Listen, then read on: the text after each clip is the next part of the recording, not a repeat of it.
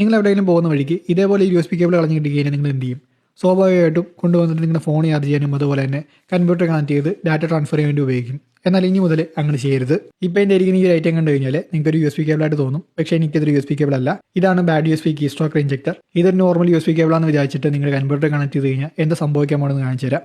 ഞാനിതെൻ്റെ desktop പീസിലേക്ക് connect ചെയ്യുവാണ്. Connect ചെയ്ത് കഴിയുമ്പോൾ വിത്തിൻ സെക്കൻഡ്സ് കൊണ്ട് ഈ ഡെസ്ക്ടോപ്പ് പീസി ഹാക്കായിട്ട് അതിൻ്റെ കണക്ഷൻ എനിക്ക് എൻ്റെ ലാപ്ടോപ്പിൽ കിട്ടും. ഇവിടെ ഇപ്പോൾ നിങ്ങൾക്ക് കാണാൻ പറ്റും, അതായത് ഈ ഡെസ്ക്ടോപ്പിൻ്റെ കണക്ഷൻ എനിക്ക് എൻ്റെ ലാപ്ടോപ്പിൽ കിട്ടിയിട്ടുണ്ട്. ഇതെങ്ങനെയാണെന്ന് വെച്ച് കഴിഞ്ഞാൽ ഞാൻ നേരത്തെ പറഞ്ഞായിരുന്നു, ഇതൊരു നോർമൽ USB കേബിൾ അല്ല. ഈ ഒരു USB കേബിളിനകത്ത് നമുക്ക് ഹാക്കിങ്ങിന് ഉപയോഗിക്കുന്ന സ്ക്രിപ്റ്റുകളും പേലോഡുകളൊക്കെ സ്റ്റോർ ചെയ്ത് വെക്കാണ്ട് പറ്റും. അപ്പോൾ ഇത് കണക്ട് ചെയ്യുന്ന കമ്പ്യൂട്ടറിൽ അത് ഇഞ്ചെക്ട് ചെയ്യും. അതായത് ഈ ഒരു USB കേബിൾ കണക്ട് ചെയ്യുമ്പം കമ്പ്യൂട്ടർ ഡിറ്റക്ട് ചെയ്യുന്നത് ഒരു കീബോർഡായിട്ടായിരിക്കും.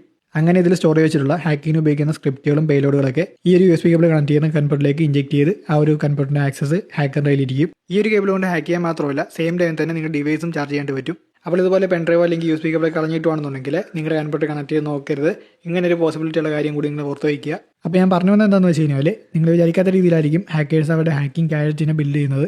അപ്പോൾ ഈ ഒരു വീഡിയോ നിങ്ങൾക്ക് ഇൻഫോർമേറ്റീവ് ആയിട്ട് തോന്നിയിട്ടുണ്ടെങ്കിൽ ഇതുപോലുള്ള റേ ടെക്നോളജി കണ്ടന്റും അതുപോലെ സൈബർ സെക്യൂരിറ്റി ആൻഡ് ഹാക്കറിലായിട്ട് വീഡിയോ ആയിട്ട് ഈ ഒരു പേജ് ഫോളോ ചെയ്തു.